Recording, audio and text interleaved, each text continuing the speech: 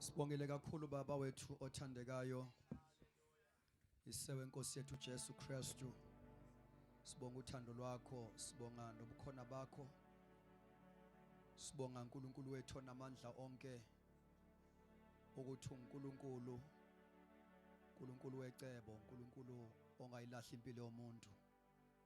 Namhlanje ebusuku Nkosi sikhona ukuba sizwe ukukhuluma kwakho. We pray Moya oyingcwele, open our eyes so that we may see wonderful things in your law. uNkulunkulu wethu onamandla onke, egameni lika Jesu icebo lakho maliphumelele against all forces of darkness. Icebo lakho maliphumelele Nkosi against all demonic activities. Baba wethu onamandla onke, egameni lika Jesu namandla, khuluma nathi.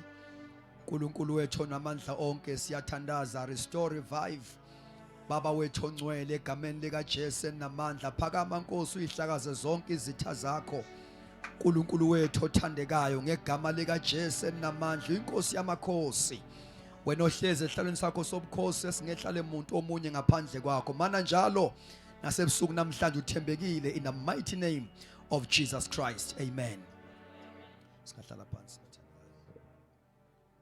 Asibingelele once again, sibingelele zonke inceku zenkosi, bonke abafundisi abakhona la, sibingelele yonke team, worship team, sibingelele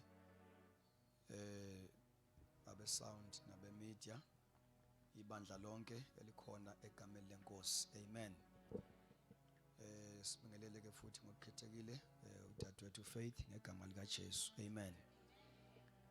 Sishayile izandla ukuthi sikhona bathandekayo ngegama lenkosi. Ngizoba mfishane kakhulu bathandekayo because of time. Bengicela ilizolo ukuthi ngiqale ngo7 because ngiyagoduka ngizo drive ebusuku. Alibonga igama lika Jesu. Sizamela ukuba sibuke ngisenza just a case study the life story of salvation stories ska Saul. Nikhona abazalwane? Amen. Sibuka indaba yokuthi uNkulunkulu wecebo. NoNkulunkulu yonke into ke ayenzayo uyenza in line with his will. Praise the Lord. Ngiyacela ke sifunde mhlamba ake sifunde la sifunde khona izolo before singene lapha ya ku Jeremiah, because ilawo mazwi nje nginikeze wona for this revival. Yeah, read from 13 to 16.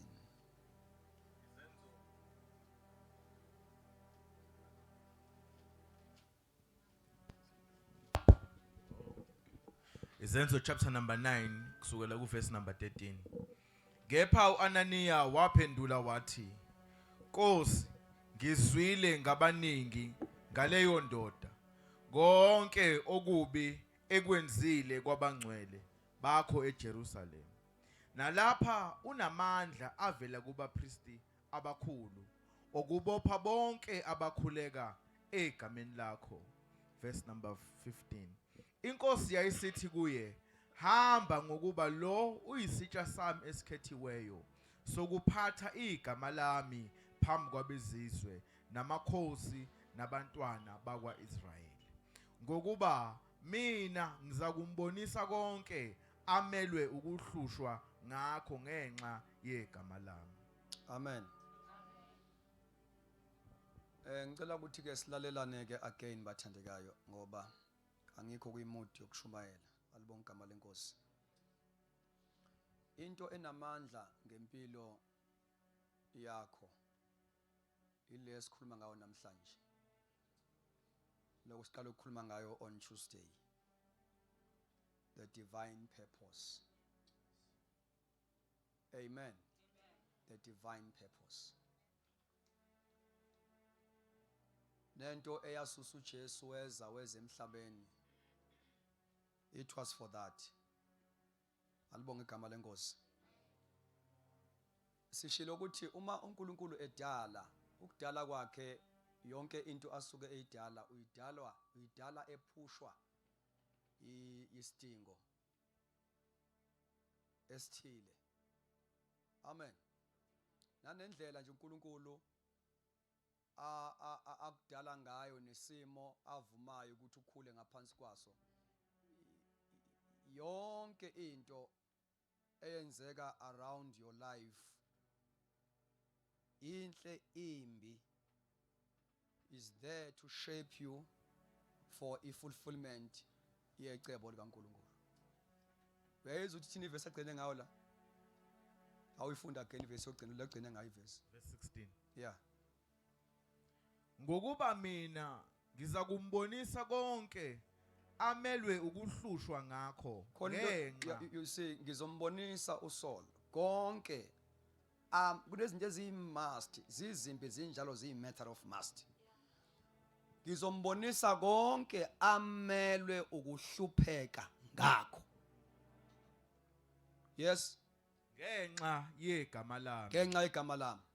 So ke lana ke ukhuluma nge-apostolic ministry kaPaul, i-package ukuthi iphetheni. Amen. I-ministry kaPaul ihambisana ne-persecution.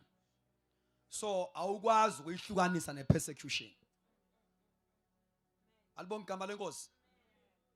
It's a lifestyle.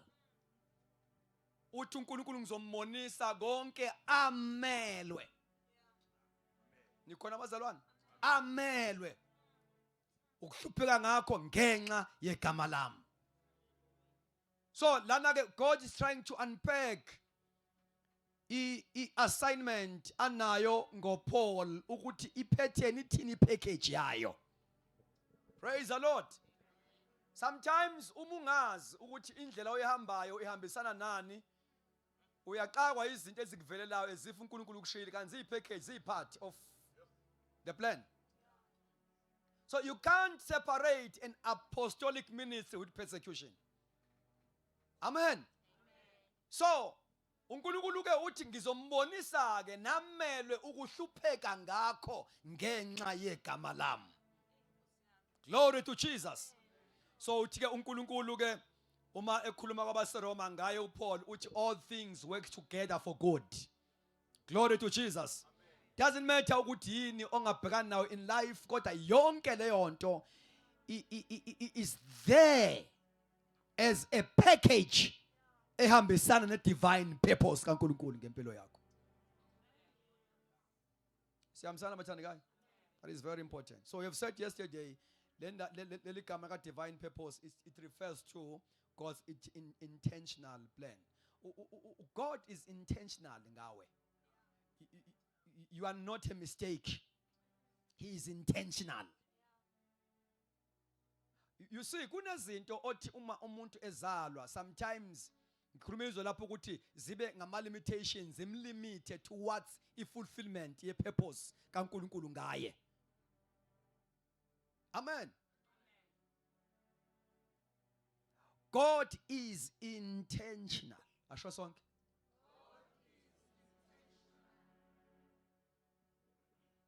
Ingakho evumela ukuthi uzalwe noma uvele ngerape nje. Kodwa wavuma ukuthi ube khona. Alibonke igama lenkosi. Noma wazala waphika wavuma uNkulunkulu ukuthi ube khona. Noma wakhuliswa umama ophuza utshwala, sometimes akukhohlwa akushiya endlini akuvalele wedwa hamba ophuza utshwala esportini. Lento ayishiya endlini iyodwa kunecebo lapha ezikwana. Nikhona abathandekayo? Kunecebo lapha ezikwana. Nawu kuthiwa wakhulela emzini ngoba yonke imizi jobe ikhona nje inendlela ehlaseleka ngayo. I've said izolo ukuthi all families uNkulunkulu une purpose ngama families. And uNkulunkulu usathana kahlaseli noma kuphi, uhlasela la kunecebo khona. Kukhona imizi nje othola ukuthi la ekhaya ngoba ufanele wazi ukuthi njoba ngisho ukuthi usathana mayihlasela akahlaseli la lingekho khona icebo likaNkulunkulu. That is why kukhona ama attacks are unique for each and every family. khona nje into common, a very evil, a bad, embi ngefamily ovela kuyona. And yonke lento uthola ukuthi sometimes ke abanye bathi is a family curse. Iba uchungechunge wonke umuntu ozalwa la ekhaya uaffectwa yilento. La ngifike ngibone khona amandla evangeli ngoba uthi uPaul anginawo amahloni ngevangeli ngoba lingamandla lini bathandekayo. Lingamandla kaNkulunkulu asindisayo. Alisontisi liyasindisa. Lingamandla kaNkulunkulu asindisayo. So lingamandla ngoba uma lifika emntwini uthola lifika kuwe uzalwa kule family eaffectwe yilesi simo. But once lafika in your life ivangeli uyakala manje ube umuntu ohlukile within a family with a common situation, a common condition, but when uvele unique. That is why kumele ungabe urefuse ukuthi noma ususindisiwe kodwa uqhubeke uaffectwe izinto eziaffecta abafowenu nodadewenu ezi evil noma sowusindisiwe. Fanele ungayivumi leyo nto. Amen. Amen.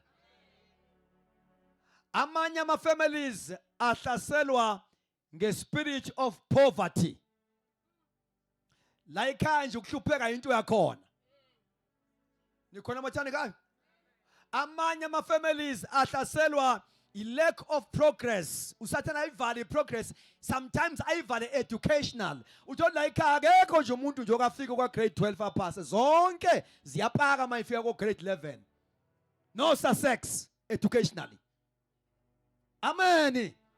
Yi demoni lala ekhaya, yi chief demon lapha ekhaya.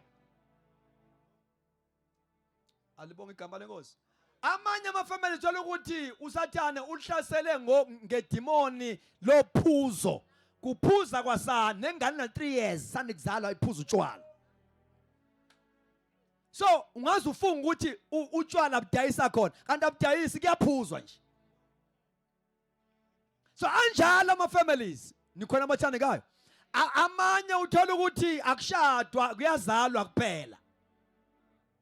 Nathula manje. Angisho kanti amen. Kuyazalwa kuphela awukho umshado. No aunt wala ekhaya wabuya khona emendweni wahluleka akushadeki. Idemoni elicontroller le family.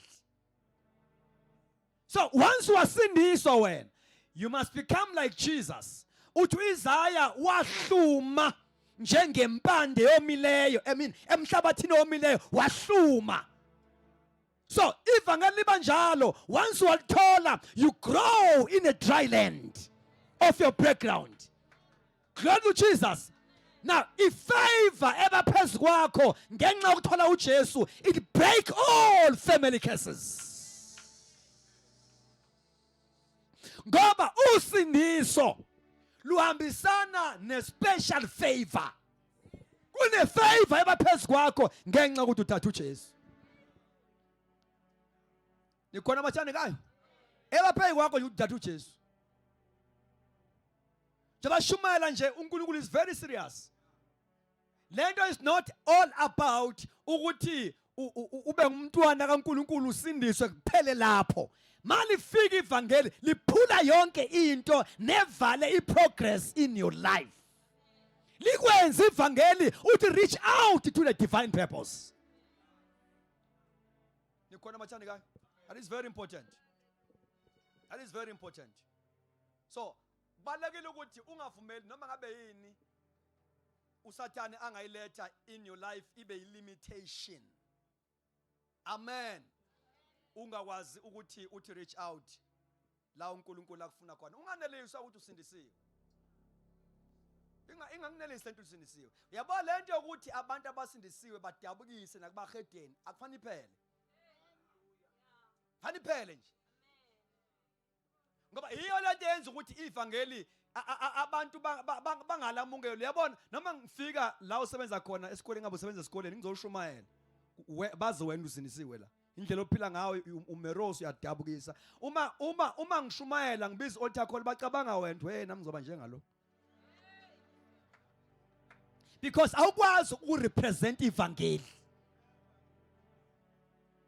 Now that is why mawusindisiwe kubalekile ukuthi ingqondo iqaqwe.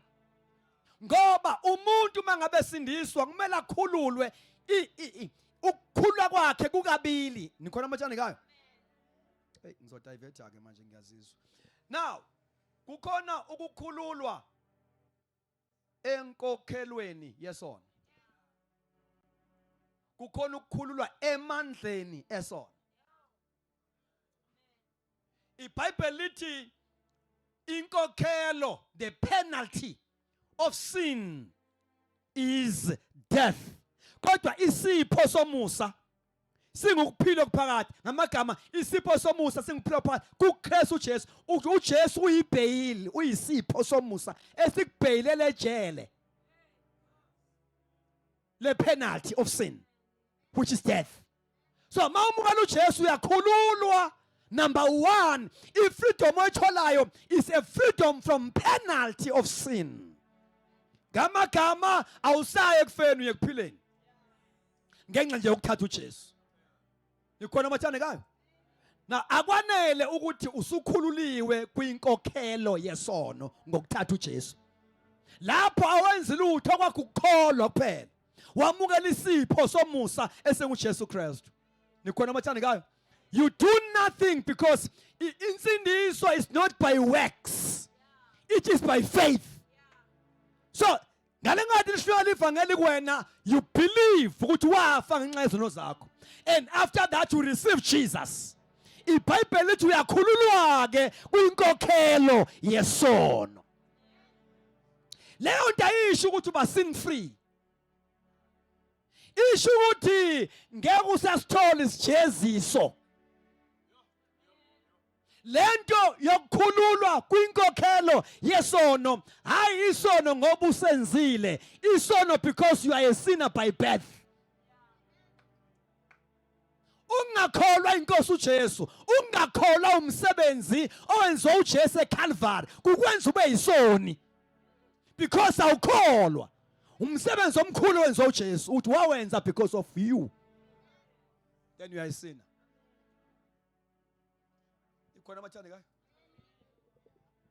Now kukhona ukukhululwa kwinkokhelo yesono ngokwamukela uJesu. Akwanele sefana ukukhululwe manje emandleni asisona.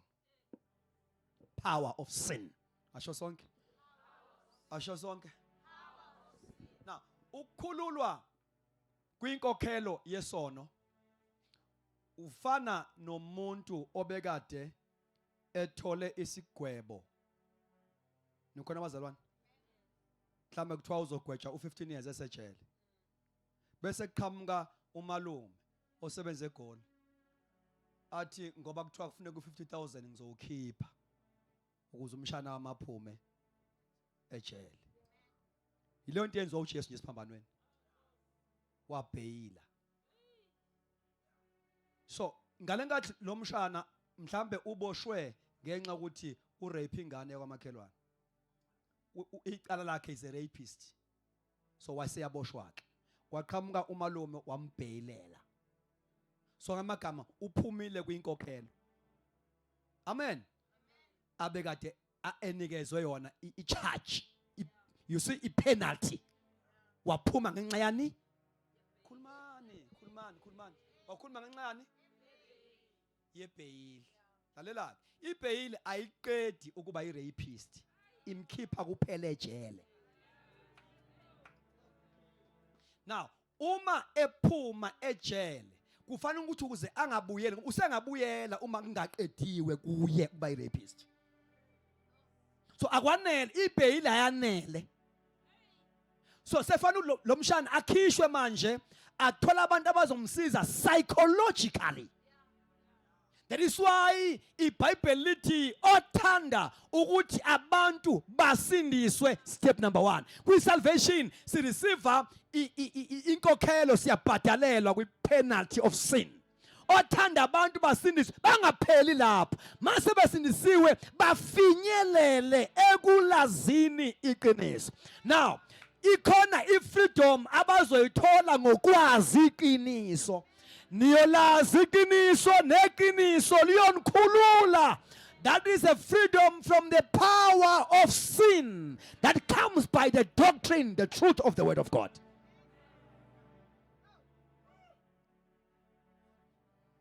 Amen. Amen. Amen. Amen.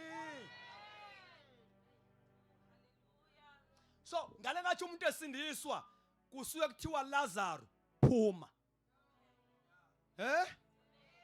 Aphume ethuneni. Akwanele ukuphuma kaLazarus ethuneni. Uthi uJesu mayesephumile mthukuleni ingubo zase ngoba kuzokwenzeka aphume kodwa aphile embethe ingubo zasemangcwabeni. Kanti usephilisiwe. Usevusiwe kodwa usambethe ingubo zokufa. Lo msebenzi uJesu ushiyela kubo. Owakhe umsebenzi uJesu kumkhipha uLazarus kwabafileyo. Njengoba esindiswa uSaul nje usindiswe nguJesu ngikhona amathandekayo, but mangabe sengizoministerisha kuyena uthumela umuntu. So lenkonzo yokukhulwa kwakho emandleni esono iza ngabantu inkosi ebagcobile to teach, to equip up until you become free indeed. You may be free but not free indeed.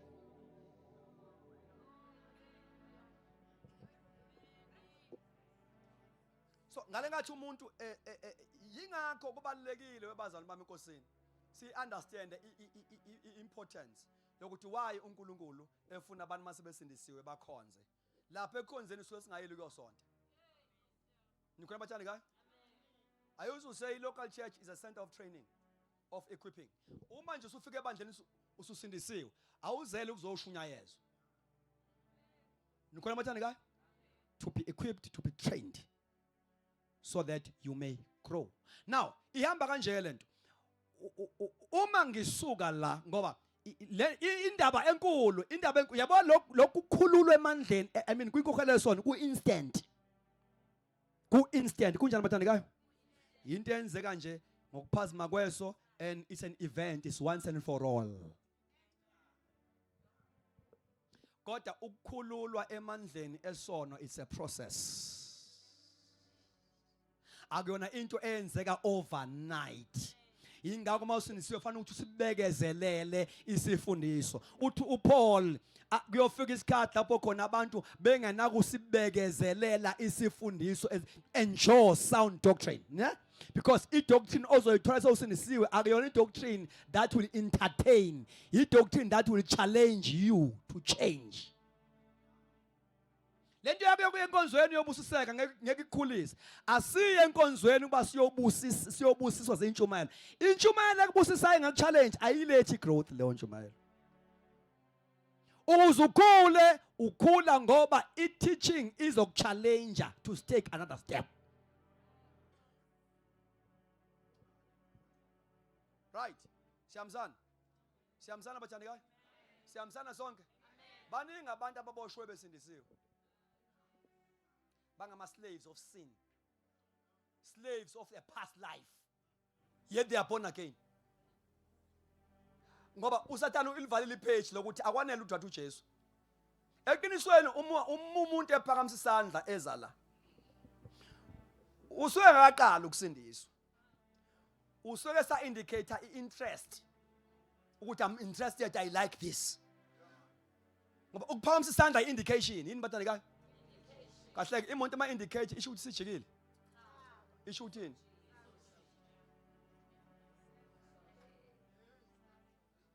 So ngale phambi isandla uthi sondelani ngisize ngifuna ukujika.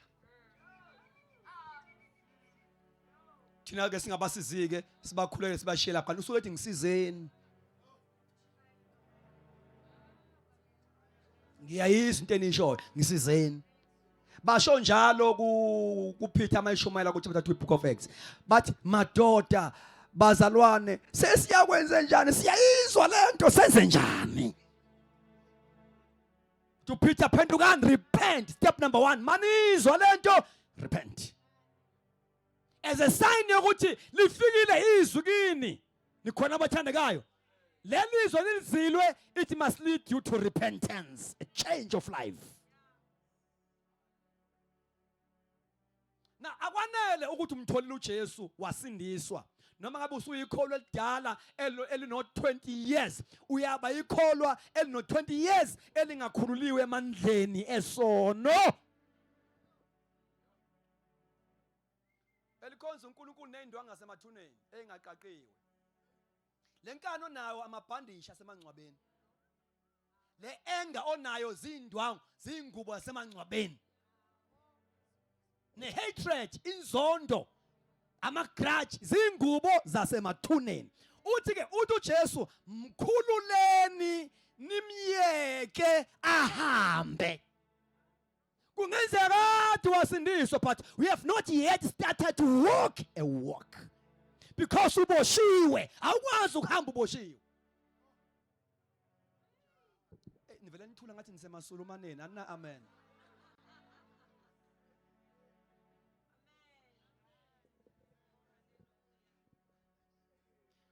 Mthululeni nimyeke ahambe. Abantu bazishosha beze bongena ezikhundleni zamasonto bengaqalanga ukuhamba because baboshiwe. They are not yabona abaqaqiwe. You see I discipleship enye yezinto enamandla ngawo mosindisiwe idila no I. Nikhona abathandekayo othanda ukungilandela makazidele. That is a condition of discipleship. Akazidele. If you want to be a disciple of Jesus, you deny yourself after salvation. Indaba enkulu eksilele is to deal with you. Is to deal with I. Kuphele ngawe uze usho njengoPaul ukuthi akusemina ophilayo but Christ lives in me. Lo owenza ukuthi kube nzima ukuxolela uI. Umuntu I awukwazi ukuxolela abantu. Leliqonzo nalo uI. Awufile. Noma ungaba neminyaka usindisiwe uyaphila wena. Awufile. Ziningi izibhoko esendlini kaNkuluNkulu. Eseyibuya emanzini amaningi. Zidla isidlo every month kodwa ziyapoka ngoba umuntu omdala usa exist. Ukhona amathandekayo. Now kule area kule part le yokukhululwa emandleni esono. Isono sihlala engqondweni. Sihlala phi isono? Njalo nje mas introduce isono introduce through your mind. That is why insindiso le ekukhulula ekukhula kwinkokhelo yesono idila nomoya wakho. Nikhona abathandekayo? Idila nani?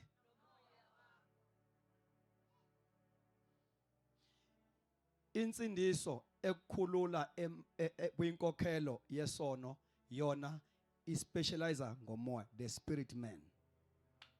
Ngoba umuntu mangabe sindiswa uzalwa kabusha emoyeni. You become a child of God in your spirit. iBhayibheli lithi yena lowo moya ufakaza kanye nomoya wethu ukuthi singabantwana bakaNkulunkulu. So lento ebizwa ngeregeneration, ukuphinda ukuzalwa, umoya engcwele regenerate your spirit. Uthi ukade ufile uphile. So isalvation leyo qala eshukhula komuntu kwinkokhelo yesono idila nomoya womuntu uvuswe ekufeni abe ophilayo. Glory to Jesus. Then number 2 is salvation that deals with the power of sin. Yona ke idiyana engqondo yakho. Now abase Roma abazwana abasindisiweyo kodwa manje babe nenkinga ukulingisizwe. uPaul umayizo addressa leyo problem yokuthi la abantu basindisiwe kodwa balingisizwe. Uthi uPaul kubo chapter 12 verse number 2 uthi ningalilingisi lelizwe.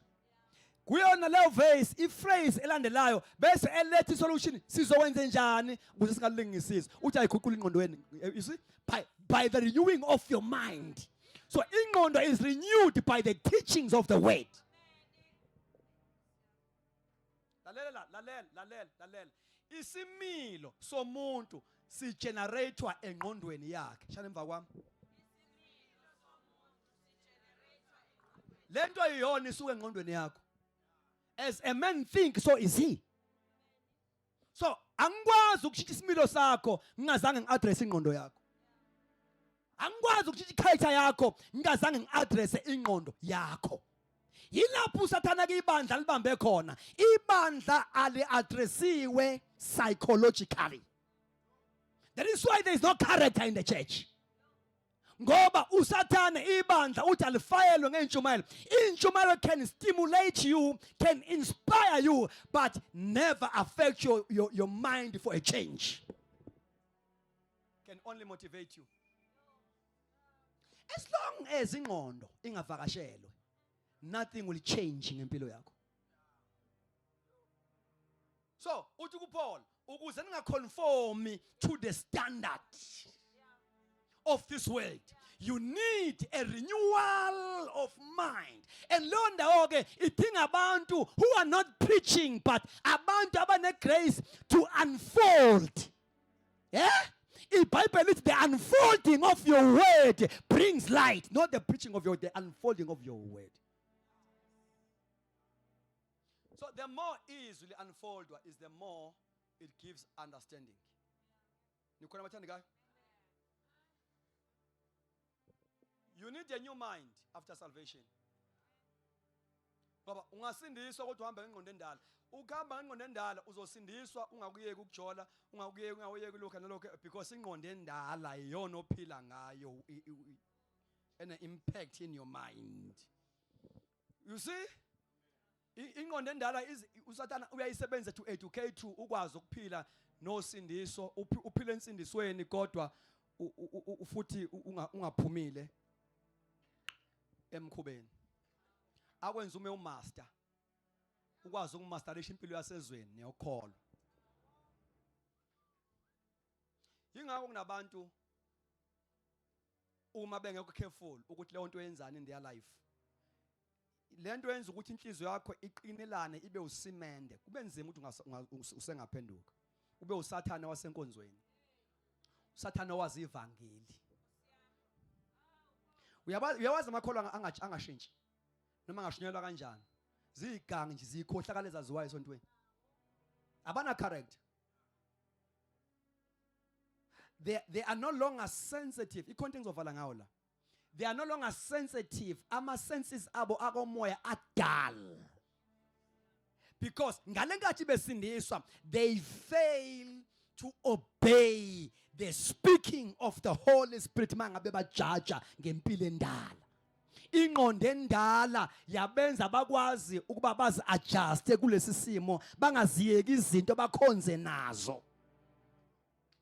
Ulapha nje kunento eshiye ngaphansi kombhede, kodwa uthi uyikhona elisindisiweyo. You see?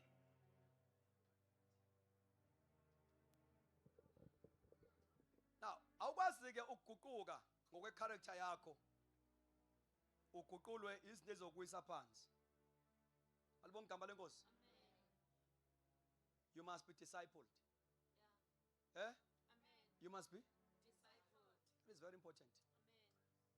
That is very important. Fanele ukuthi uqaqwe kabili, ukhululwe emandleni esono nasenkokholweni yesono. Uyabona uma ngabe usuka la usuka la enkonjeni, uhambisa inkukhu le olondi kwadi ehloweni sakho, uyomnikeza ipresent yenkukhu, usuka la inkukhu uyibopha, ngithi uyibopha kuphi la enyaweni, uyifaka ecartonini, ungene taxini. Alanga lusayibopha iqala ukubhile nasekhathini. But ngalenkathi ihamba itekisi, uyazi ukwenzakalani? Uyazi yini lenza ukuthi igcine isithula? Intambo iyasuka ngama nerves, isuka la emaqakaleni iye engqondweni. uzothi mawufika le fanele uyiqaqe kabili.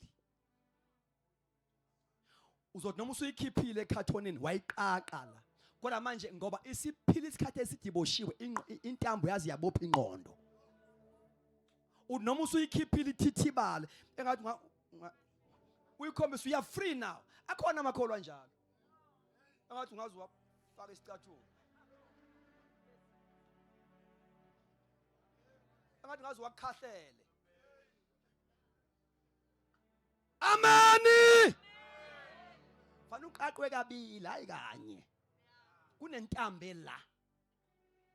Ufanele iqaqwe, ngeke iqaqwe noma kanjani, izoqaqwa ngezwi elifundiswayo. Ingakho iBhayibheli lithi after isermon kaPeter they devoted themselves to the apostles' doctrine, which speaks of a commitment, not out of excitement. They committed themselves kwisifundiswa. Noma ngasavumi they committed themselves. Then they devoted, amanye athi they continued steadfastly. Akona ukukhonza lokho okwenza ngoba kuvuma. Ukhonza okwenza out of a commitment. Uyasicommita kulento. Awuye enkonzweni uyomamela isifundiso ngoba ukwenza lokho out of excitement. Ukwenza out of ukuzicommita ngoba immaturity, ukukhula komuntu kumele azi ukuthi ama practices lawa early church ayenziwa ngoba abantu babewenza out of excitement. They committed themselves to that. Amen. Ube ikholwa elikwazi ukuhlalela imfundiso inyama ingafuni. Ube ikholwa elikwazi ukufunda izwi inyama ingafuni. Ube ikholwa elikwazi ukuthandaza libe nesikhathi sokuthi inyama ingafuni. You commit yourself for your spiritual growth.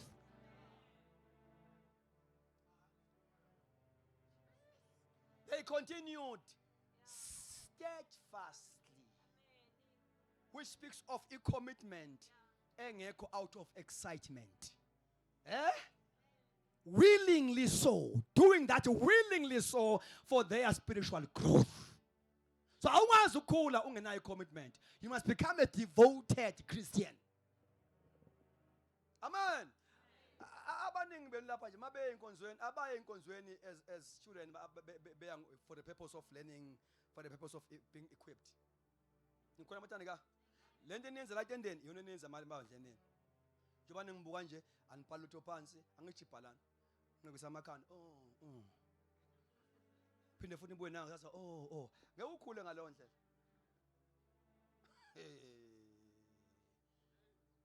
You see?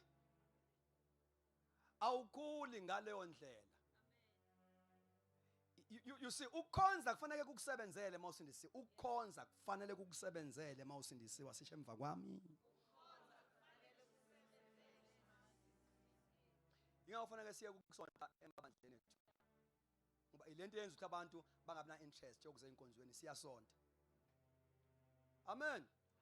We are not giving people a staff for their growth. Amen. So, fanele uyiqaqe kabili ke inkukhu mawufika kwaD. Uyikhiphe le ntambe la. Amen. Uphinde uyilekelele ngokwengqondo yayo. Izibone ukuthi sikhululiwe. That is where we see the importance of teaching, addressing the mind. Nikhona amathane ka? You know, usuku nosuku as you attend the teachings of the word, kune bandage elisuswayo. Elizingubo semangcwabeni uphinde uze kuphinde kususwe elinye. A teaching esithola mase sindisiwe, a teaching that gives you understanding of who you are in Christ.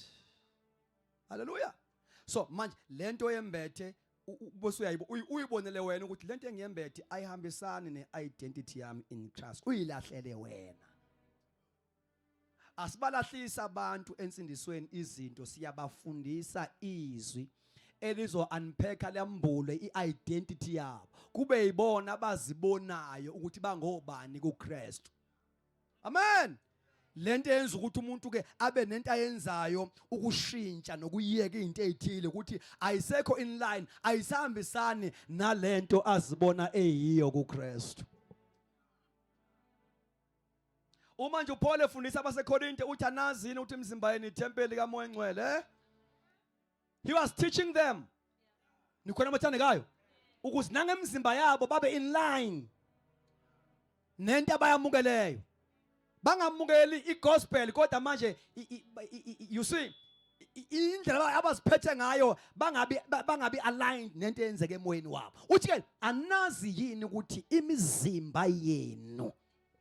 You see, as ufika ngenza example mhlambe uyintombi noma uyinsizwa buphela mesisome sikanjani sesindisiwe manje ufike ebandleni kufundiswa nje ngendaba yokuthi how to honor your body ilethwe as a doctrine to you.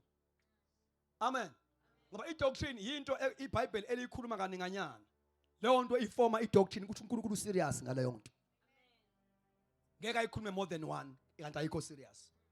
So once wayikhuluma uNkulunkulu wayi-emphasize more than one yavela. Kusho ukuthi God is serious. Leyo nto can form idoctrine. We take all those verses that speaks about indaba yokuhonorisha umzimba and we teach. Amen. La engabe kuphakathi neviki sebandleni kukhona intombazane nje ePriestom isikanjani. But as we teach igrace uMoya Engcwele esinikezile, as we teach indaba ye value of a body, ibody yomuntu osindisiweyo as a carrier of God's presence. Leyo teaching iqeda appetite yokulala nendoda. Nikhona abathandekayo leyo teaching ikwenza uzibone ukuthi uma ngeke ngaphinda ngabuyela. You see uthi Daniel mabefika eBabylon uthi asinakuzingcolisa ngokudla kwesabelo senkosi. Amagama athi asinakuzingcolisa is because i-teaching abayithola eJerusalem yabenza baba ngabantu abaphila in holiness. They know that they are clean and they know izinto ezingangcolisa.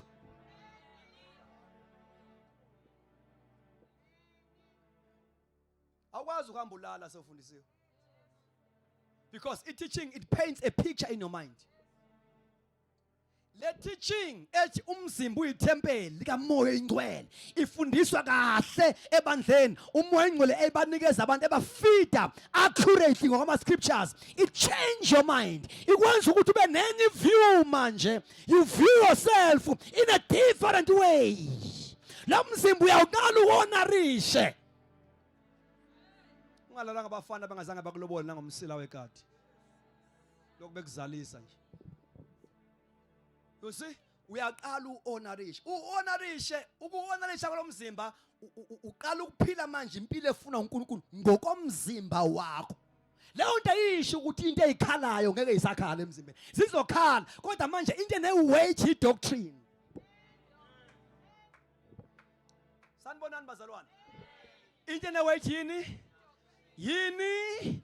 Now, i-doctrine ikwenza uluphile ukholo, ungaliphili out of emotion, uluphile out of knowledge, and not just a sense knowledge but a revelation knowledge. Ngoba into mawuyenza ngokuyazi ukuthi isono kodwa ingelo lulwazi olambuliwe usazophinda uyiphinde futhi uyenze.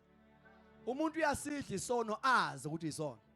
Ngoba ulwazi onalo ulwazi olufihliwe olingambuliwe. Ngiyangezwa nje ngizibazalana. Uyalala umfazi womuntu uganile wazi ukuthi ku wrong lokho. Ulwazi oluyisense knowledge alumsiza umuntu. Kumele that is why i-teaching yalla enkosini according to the New Testament pattern okumele itholwe yibandla ibizwa nge-apostolic doctrine. Yenjani lo teaching? It is transformative. I-teaching othi mangabe uyithola it is a change of life. It affects your behavior, and once your behavior, amen, number one, it affects your belief. Amen. Or the state of mind. And once it affects your belief, automatically it will affect your behavior.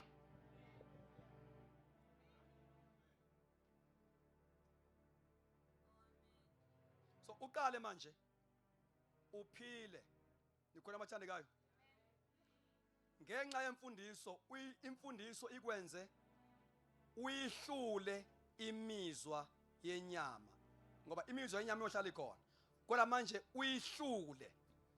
Amen. Udominate. Uqale uexercise ikingship, ukuba inkosi, uexercise first of all in your body. Ngoba wesikhathi siyajaha. Sifuna ukudela ama strongholds of the land. Sihlulwa inyama yethu. You see? No. It's spiritual warfare ska sibe personal qala. Amen. Before uyodila nezinto ezi-territorial. You must know how to deal with yourself. Ulwe nama strongholds that are in your mind. Arguments. You can't be trusted by God to cast out devils, to deal with territorial spirit, failing to deal with your body.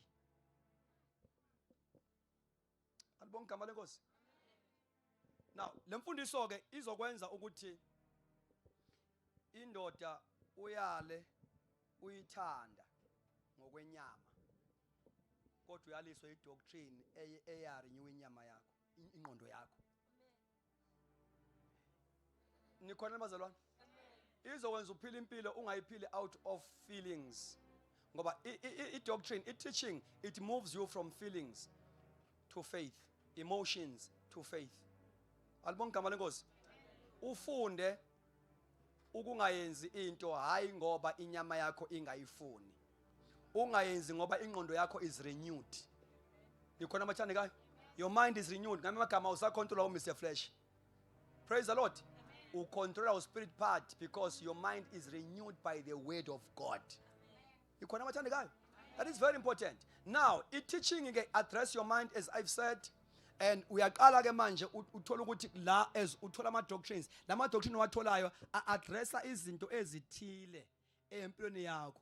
Ofana ukuthi impilo yakho ibonakale iba ne transformation from time to time. You are moving from glory to glory. Glory. Ngoba ukukhonza okunjalo okune impact in your life ubonakala ngabantu ukuthi bayashintsha, baye enkazimulweni baye kwenye inkazimulo, from faith to faith, power to power, glory to glory because of its doctrine.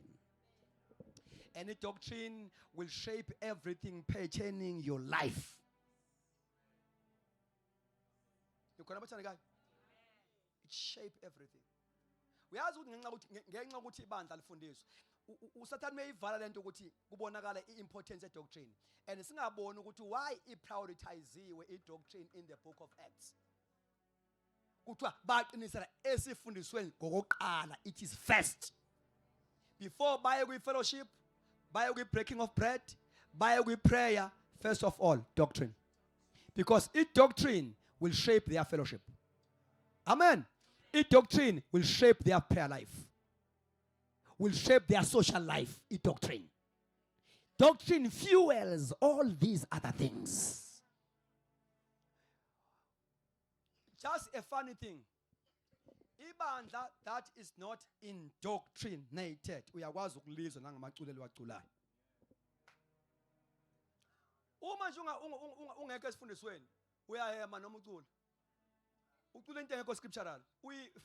Ungayizwa kodwa ubhizi phela uthi ube manje awuzi ukuthi uyaphetha.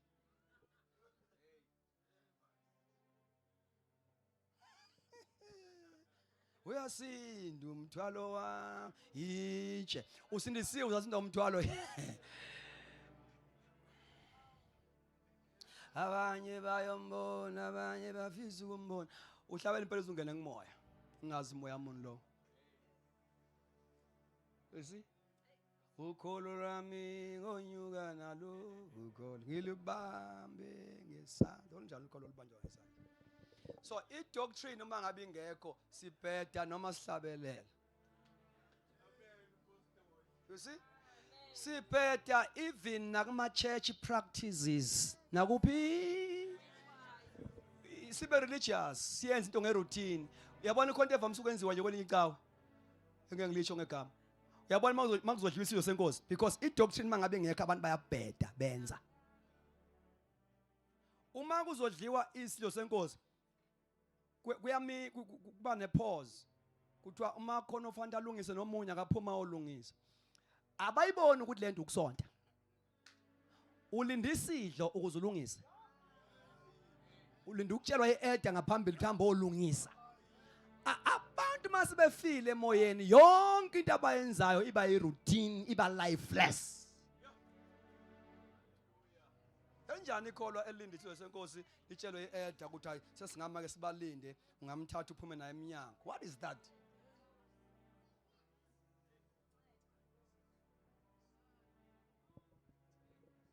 Yabona?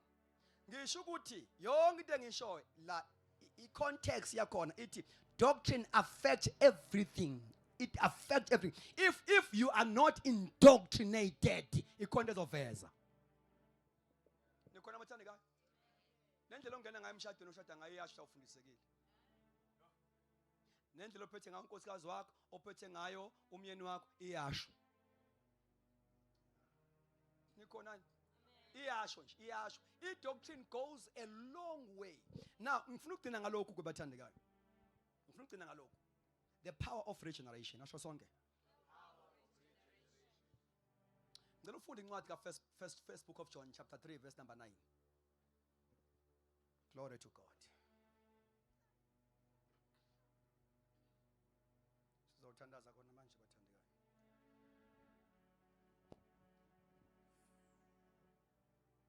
First John chapter 3 verse 9. Verse 9. Lowo ozelwe nguNkulunkulu akenzi isono ngokuba imbewu yakhe ihlala kuye futhi akanakona ngokuba uzelwe nguNkulunkulu. Now ngicela uyiphinde futhi for the sake of those abebengakanaki ngoba konke ngifuna ukuyichaza before sithandaze. Verse 9. Lowo ozelwe nguNkulunkulu akenzi isono ngokuba imbewu yakhe ihlala kuye futhi akanakona ngokuba uzelwe nguNkulunkulu. Okay, the power of regeneration. Asho sonke. La kunya ngomuntu ozelwe uNkulunkulu. Amen. Kuthiwa umuntu ozelwe uNkulunkulu ngokwelesizulu lithi ozelwe uNkulunkulu akona kusho isizulu. Khona la soya khona ke kodwa. The power of regeneration. Alibonke igama lenkosi. Ikhona imiracle eyenzeka kumuntu nje uma ethatha uJesu, ethatha nje uJesu. Umoya wakho uxutshwa nomoya kaNkulunkulu.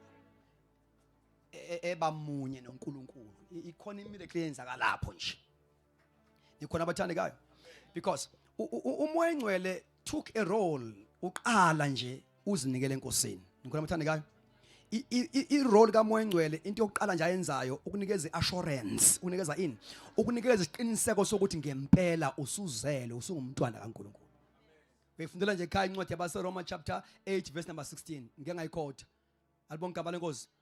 Yena lowo moya ufakaza kanye nomoya. Yabona, the Spirit of God, the Holy Spirit bears witness with our spirit that we are children of God. Amen. Ushima usindisa umoya engcwele afakaze akunikeze assurance. Uyabona le verse esesisukumise ngayo abantu ukuthi bazofakaza siyiquote wrong. Ilapha ku First John nayo. Ithi le verse onendodana unobufakazi. Le ndawo ethi unobufakazi, not ubufakazi verbally by telling people. Isho ukuthi unento that witnesses inside him. Ozelwe uNkulunkulu onendodana unento ewitnessa in him. Nikhona amathanda kayo? Unobufakazi, unento ewitnessayo. Na umoya engcwele witness within you. Uthi ungakathola iclass elikhulisayo. Now into eshoyo ukuthi you are genuinely saved. Yi assurance, yi witness enzo umoya engcwele in your spirit. Oh, anikwazi nithi amen bakwethu, anikwazi. unento ngoba indaba yokusindiswa, salvation is a spiritual experience. Into enzeke emoyeni wakho and kwazi wena ukuthi usindisiwe. Wena waziyo. Nikhona mathane ngayo. Wena owaziyo ukuthi surely you are born again. Because umoya ngcwele took over as you say yes to Jesus. Umoya ngcwele take over at bear witness. Hallelujah. Now, ye witness and so in your spirit that pushes you to tell other people. But now you witness in your spirit, you can't say anything to people.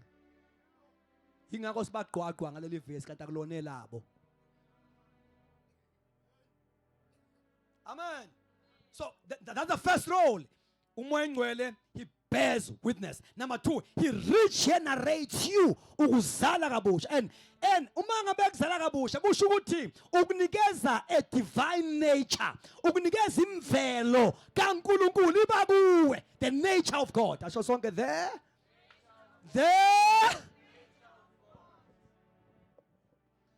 Uthi uPeter,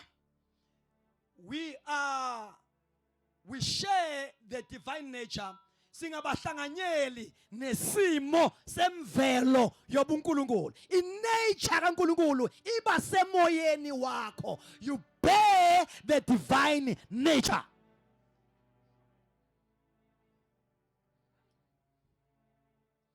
Noma ungawa uzobuya.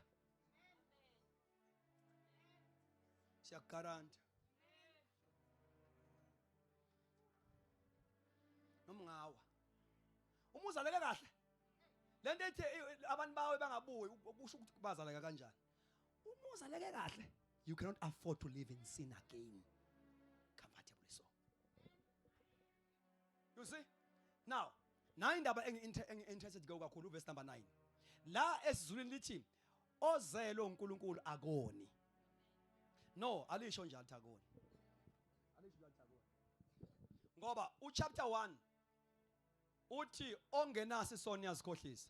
Aphinda athi uma nona yazini uthi nommeli sezulwini.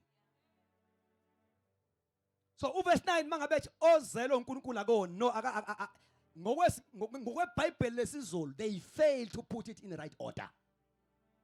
Lento uzoyizwa kahle mangabe usuyifunda kwamanye ama translation. Alisho ukuthi akona. Lalelani mathandekayo, lalelani. Salvation is in 3 dimensions. Ikhona salvation ebizwa ngokulungisiswa, justification. Enzeka instantly njengoba ngikhulumile nje. Mawuphamisa isandla uyinikele enkosini uyazalwa kabusha. That is justification. Awenzi lutho. Uyamukela kuphela ngokukholwa. And then esibili is sanctification, ukuzihlambulula, ukuzenza nyulu day by day. Then glorification, leyo glorification inkishifa iyafana naleyo qala, i-event naleyo qala. Leyo kugcina nawo futhi i-event is once. Leyo kugcina iphethe usindiso lwemizimba, iphethe ini.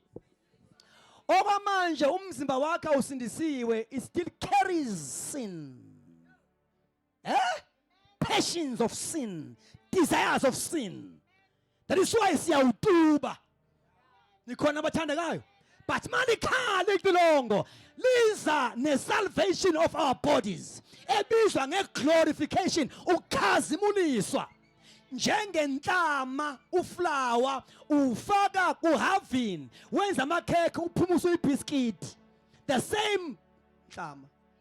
So manikhala iqilongo. The first thing esawenza iBhayibheli siyoguqula imizimba within a twinkling of an eye. Imizimba yethu iyoshintsha. Now, for now, ngenxa ukuthi imizimba yethu ayishintshiwe, we can sin. But once yaguqula singena kwi-phase ethi we cannot.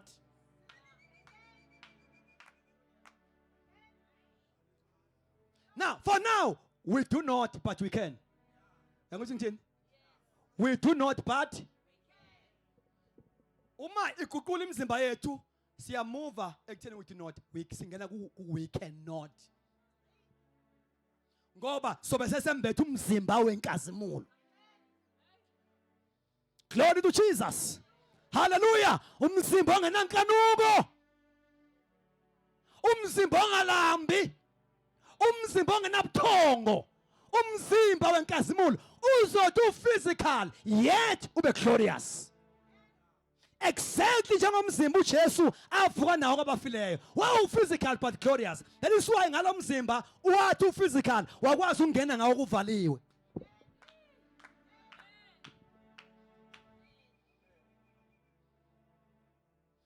yingakho uma ngabe sesihlwitshwa lemzimba izoshintshwa ibe yenkazimulo yethu physical uma ngabe sihlwitshwa uma ngihlutshwa ngisendlini angeke uNkulunkulu athi ingilosi ayibhore qala uphahla lwendlu ukuze uzulu aphume no ngizophuma uphahla lukhona kodwa futhi lungadabuki lukhona kodwa lungadabuki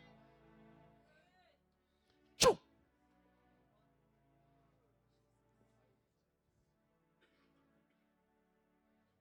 Tane chu So for now we do not but we can We do not sin, but we can sin. Now, uma uyifunda nge-amplified inikeza incazelo ezininganyana. Uverse number 9. Akasho ukuthi akonozelo uNkulunkulu. Kuthiwa no one born or begotten of God deliberately, knowingly and habitually practices sin. This is the power of regeneration. Ukuzalwa kabusha kukwenza ukuthi ungabusaba comfortable esonweni. Ngeke ukuthi uzalwe kabusha still you are comfortable ekwenzeni isono. Your salvation is questionable. Awusenzi isono deliberately. Awusenzi isono knowingly. Isono asibi habitual, asibi ngumkhuba kuwe, awuphili kuso. Mawusuzela awuphili esonweni. Nikhona mathane kayo? And kuthiwa iyabekwa i-reason. Kuthiwa for God's nature abides in him. Ngoba imvelo kaNkulunkulu ihlala kuye. What kind of a nature is that? It's a nature that hates sin.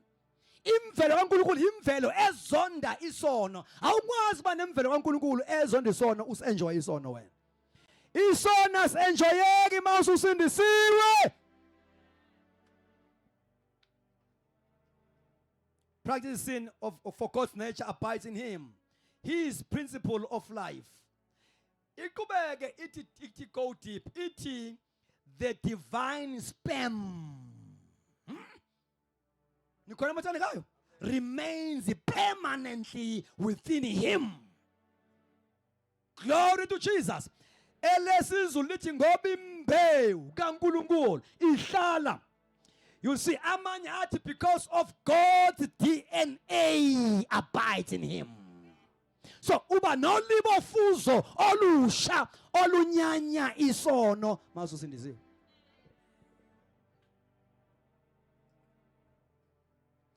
DNA kaThixo. Now le DNA ke ikwenza ukuthi uthi uzalwa lapha ya kwamasuku unegazi lakhona kodwa ube ne DNA supernatural enza manje ukuthi le DNA usunayo amademon ajwayele la ekhaya angabe sakwazi ukutracer wena ngegazi la ekhaya ngoba i-lineage yakho isi-disconnected isi-connected kwi-lineage kaJesu. Nikhona mathane kayo? You are no longer traceable. Noma uSathane efuna ukuplanta izinto ngokwefamily ngokwe-gate avamisa ukungena ngayo akasakwazi ukuthola because you are no longer traceable ngokwe-genealogy yala ekhaya. Ngenxa ye-DNA ekuwena. La kuwena kuhamba a divine blood.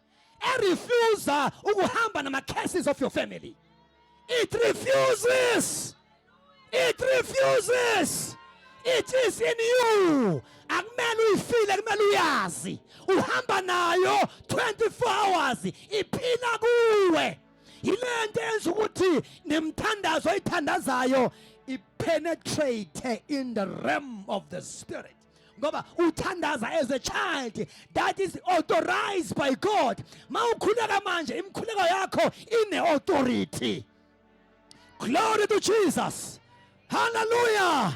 Na ukulibiza igama lika Jesu akhona okanoma ubani bake balibiza bengagunyaziwe badlala amadimoni. Nikhona amatshane ngayo. But masilibiza thina silibiza sine authority that is recognized in the realm of the spirit because of the bloodline that we have. We belong to Jesus. Nikhona amatshane ngayo. We belong to Jesus. We belong to Jesus. We are not of this world. Glory to Jesus. And you are in the world, but not of the world. Glory to Jesus. Shalaba konta labasa. Ela masante kapala makura basa. Rikanta labako shanta laba. Ela masante kepala bakushande. I pray ukuthi le teaching ayibasiza abaningi. Ngegama lika Jesu namandla. Ayimove from where you are. Ngegama lika Jesu namandla. Ayimove, let it elevate you. Ngegama lika Jesu, let teaching I develop the appetite for teachings. Close your eyes and lift up your hands. Shamanto labakala basanda. Yisikhathi lesi sokwakhiwa kwebandla. Yisikhathi lesi sokuvuswa kwamakoti athatha indawo yakhe ngegama lika Jesu namandla. If you want to grow and walk with the Lord and live a victorious life, fall in love with the word of God. Ngegama lika Jesu waseNazaretha, fall in love with the word of God. Ake sithandaze sonke. Ola mashanta.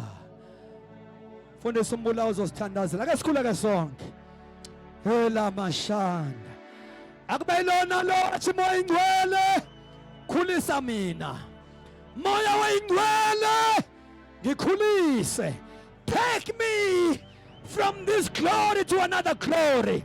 Moya weingcwele ngegama lika Jesu angithanda ukuhlala la kunenkani khona. Come and pray. Shabbat. Kola basandele brakosilaha. Kona masate la brakosela pare. Come on, vula umlomo wakho na uthandaze. Noba uyeva ukuthi ngaphakathi kwakho walahlekelwa yi-DNA, wadiverta from the lineage of the blood of Jesus, from the lineage of the DNA of the Heavenly Father.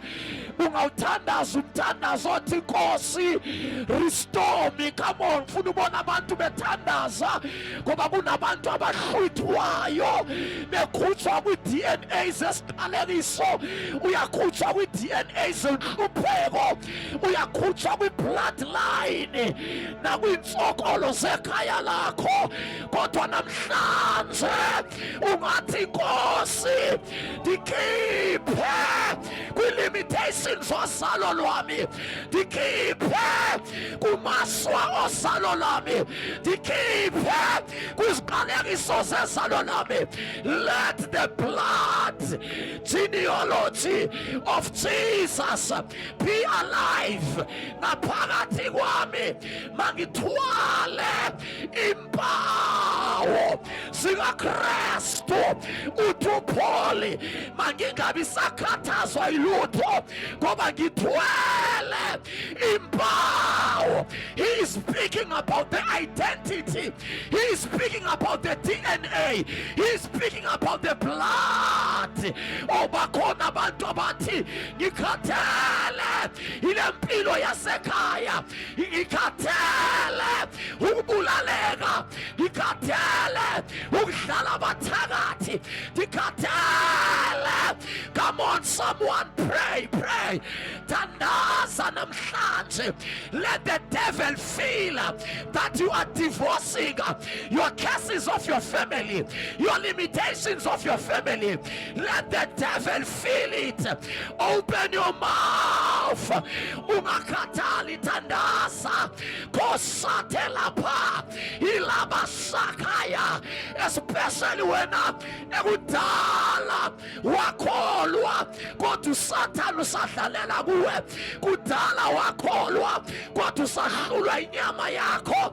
Namhlanje reclaim your kingship over your flesh.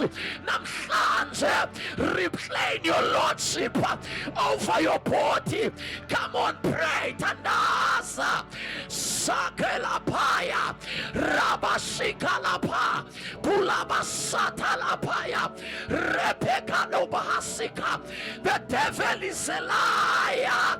The devil is a liar. Iti pipe lokuzalwa kuNkulunkulu kuyaloyisa ihlabathi. You will overcome. Okuzalwa kuNkulunkulu kuyayoyisa inyama. You will overcome. Sake patale braya kulabasata lapaya korapa kasika kurabasata lapa rapa koliahada kekamaliga Jesu kekamaliga Jesu kekama fala mehlo ako. This is a very serious moment. This is a defining moment. Angifuna ubona umuntu ohlalayo wonke umuntu uyakhuleka bangakwazi ukukhuleka bizigama lika Jesu sake patela bra kulabasata rapakatela pa. Can you be aggressive? Sake patela bra kulabasata. The devil is a liar. Ngekuthi sawukholwa uphinde ube yi-victim kaSathane. Ngekuthi sawukholwa uphinde ube yi-victim yesono. Unamanga uSathane namhlanje uya-align to the DNA of God. Namhlanje uyabuyela orapakoliaha. Ithi iBhayibhile, we are born of the unperishable seed. We are born of the unperishable seed. Let the unperishable seed be alive upon your life. Lembewu engena konakala akubuse yona empilweni yakho. Lembewu engena kwehluleka akuphakame yona empilweni yakho. Imbewu yegazi lakho ayife. Imbewu enobuthakathaka, imbewu ehlulekayo ayife. Let the blood of Jesus Christ korapasila paya. Come on, kala kalela le DNA isokuwe wenokudala ukholwa wenongathi ukholwa. There is a mercy, kunomusa wakubuyisela impilo yakho, kunomusa wakubuyisela amandla akho. Korapasila paya. We are free. You are free from the power of sin. You are free of the curses of your bloodline. Korapasila pandelekeya kula paseka rela patolia kula basata rapakelapa. Kekamaliga Jesu, kekamaliga Jesu, kekamaliga Jesu, kekamaliga Jesu, kekamaliga Jesu. Shale prakoselia ilababosade la prakoselia.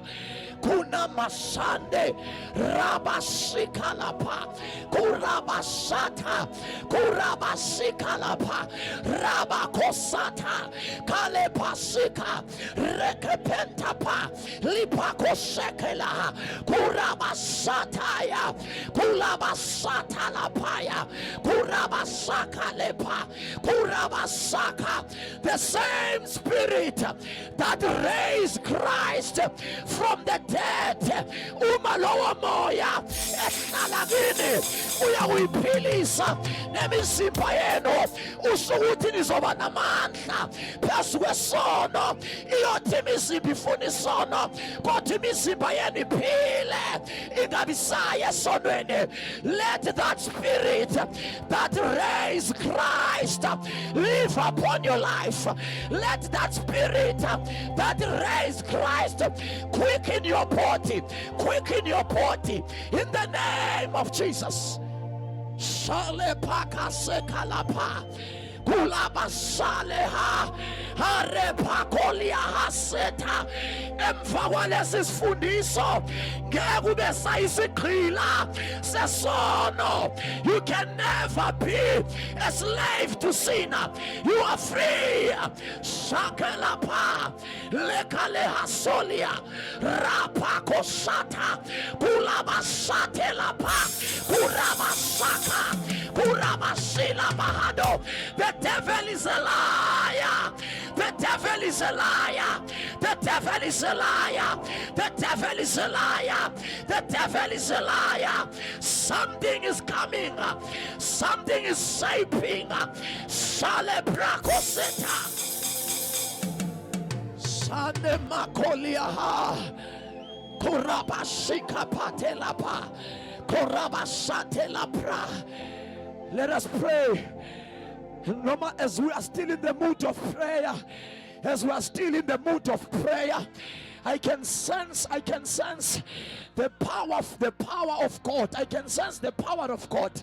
As we are still in the mood of prayer, akesikhuleke nabantu abayi-2 owokuqala uthi mina ngifuna ukuzalwa kabusha ngoKristu. Mina angikakazalwa. I am not regenerated. Ngiyezwa kukhulunywa ngokuzalwa kabusha, mina bengingekazalwa kabusha.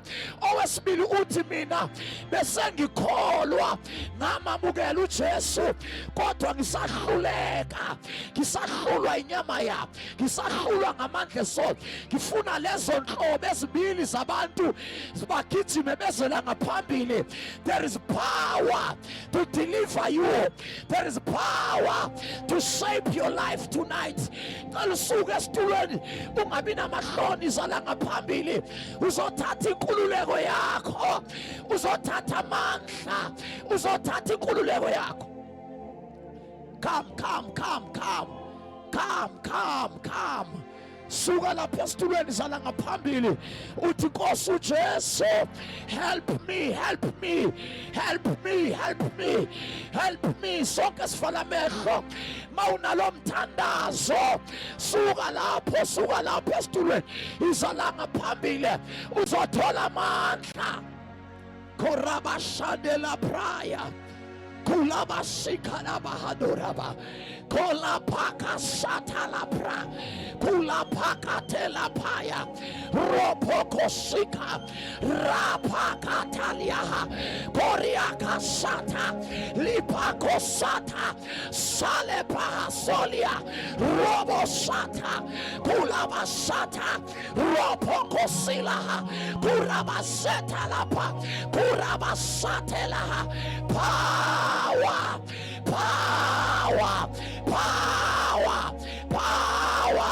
Ngegama lika Jesu.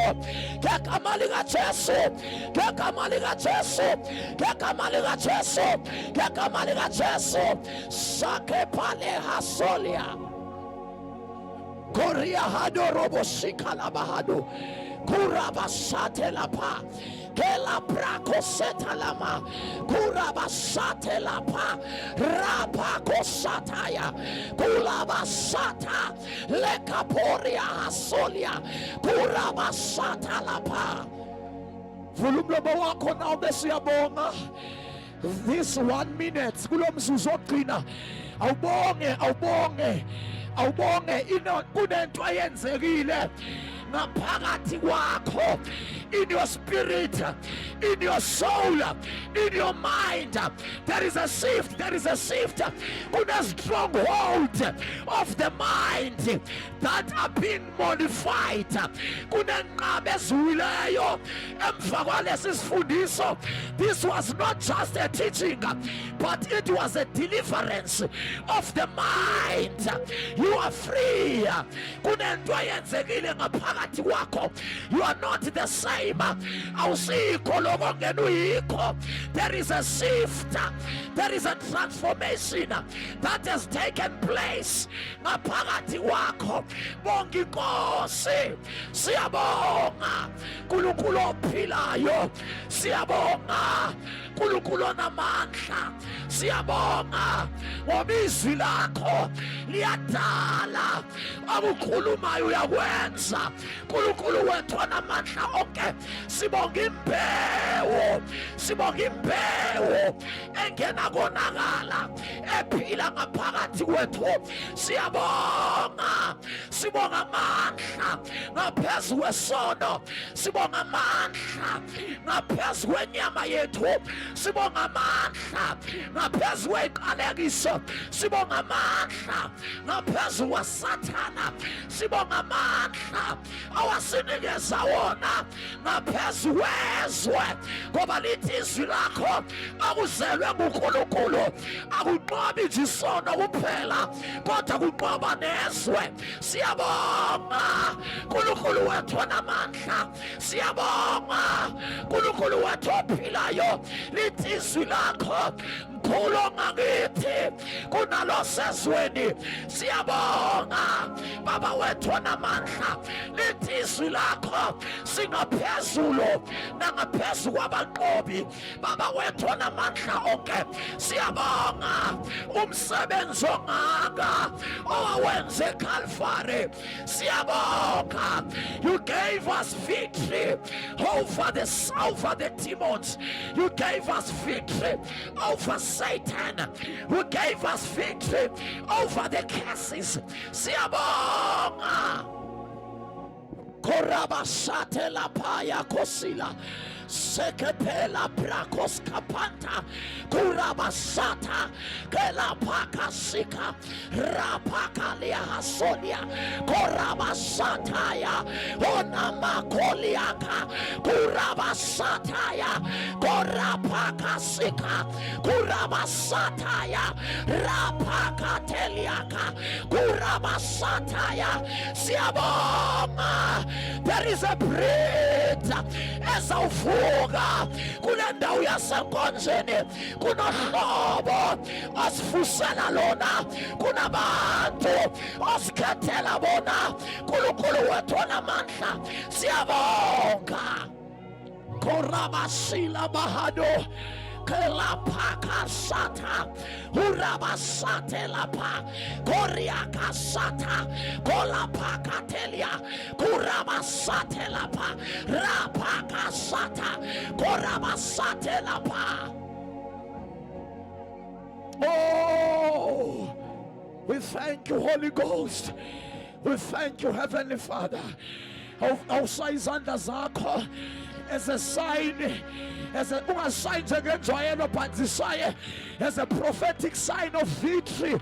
Zisaye njengomuntu owamukela ukunqoba, zisaye like a winner, zisaye like a overcomer, zisaye like a regenerated somebody. The devil is a liar. You are no more the same again. Akaqalile maketane, uphunyukile kibeni, umkibe uqhawukile, sayizandla zakho kakhulu. Something has happened in the spiritual realm. For the last time, clap your hands. Make a sound of joy. Make a sound of victory. Celebrate Jesus.